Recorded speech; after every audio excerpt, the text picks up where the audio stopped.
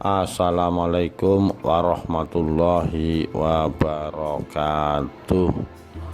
Rahayu Sagung dumadi. Dendam kesumat Sultan Agung. Utusan VOC Antonio Paulo dicincang dan dijadikan santapan buaya.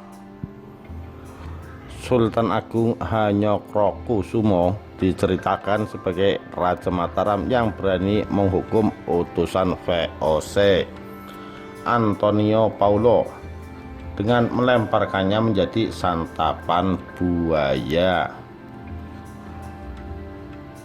Dari berbagai sumber, kisah hukuman terhadap Antonio Paulo yang menjadi santapan buaya menjadi salah satu cara eksekusi di masa kepemimpinan Sultan Agung.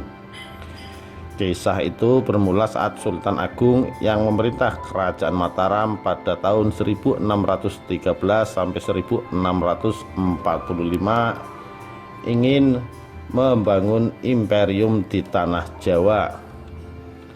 Sebelum bermahkota raja, Sultan Agung bernama Raden Mas Rangsang.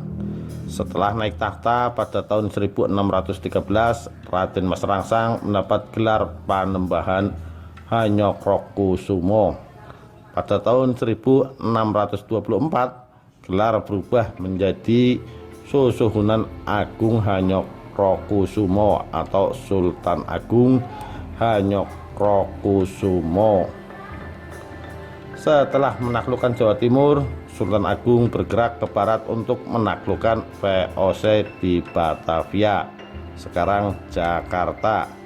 Namun, penyerangan selama dua kali pada 1628 dan 1629 berakhir dengan kegagalan. Sultan Agung menghukum Pancung Tumenggung Bahu Reksa karena tidak berhasil menaklukkan VOC. Kegagalan menaklukkan VOC tidak berarti mengakhiri kekuasaan Sultan Agung. Selanjutnya diceritakan Sultan Agung sempat mencoba bersekutu dengan Portugis dan Inggris untuk diajak bekerja sama melawan VOC. Sayang, upaya itu kembali menemukan kegagalan. Dalam kajian H.C. de Graaf hingga tahun 1640, sebenarnya Raja Mataram belum menggunakan gelar Sultan. Tidak diketahui secara pasti bagaimana gelar itu diperoleh. Namun konon ia berhasil pergi ke Mekah dengan memanfaatkan kapal Inggris. Disebutkan bahwa Raja Mataram telah bergelar Sultan Mataram, kemudian biasa ditulis Sultan Agung. Gelar itu menunjukkan bahwa ia adalah raja yang taat terhadap agama Islam. Dalam upaya melegitimasi gelar barunya, pada tahun 1642 Sultan Agung mengirim ulama Arab bersama 18 orang Jawa terkemuka untuk pergi ziarah ke Mekah dengan menumpangi kapal Reformation milik orang Inggris yang bernama Ralph tapi naas. Pada 11 Juli 1642 saat melintas sebelah barat Pulau Onrus, kapal itu dicegat dan diserang meriam dari kapal-kapal VOC. 1 orang Inggris tewas dan 15 orang Jawa utusan Sri Sultan mengamuk dan akhirnya dibunuh. Akibat kejadian pencekatan itu, Sultan Agung sangat murka. Selain misi ke Mekah gagal, ia juga merasa dipermalukan. Sultan Agung pun melancarkan aksi balas dendam. Surat VOC tertanggal 12 Juli 1642 yang berisi pemberitahuan tentang pencegatan kapal Reformation diterima Sultan Agung beberapa hari kemudian. Dalam surat itu, pihak VOC menyatakan akan membebaskan Kiai Haji utusan Mataram untuk ziarah ke Mekah.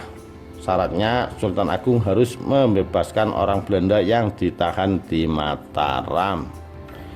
Sultan Agung merespon dingin surat VOC. Kesempatan itu diambil Sultan Agung untuk balas dendam. Sultan Agung menumpahkan kemurkaannya kepada orang Belanda yang terdekat, yaitu para tawanan. Sultan Agung memerintahkan seluruh tawanan Belanda yang tidak disunat dan tidak menikah secara Islam dihukum berat dengan cara dipasung. Hukuman dipertontonkan ke khalayak banyak di alun-alun.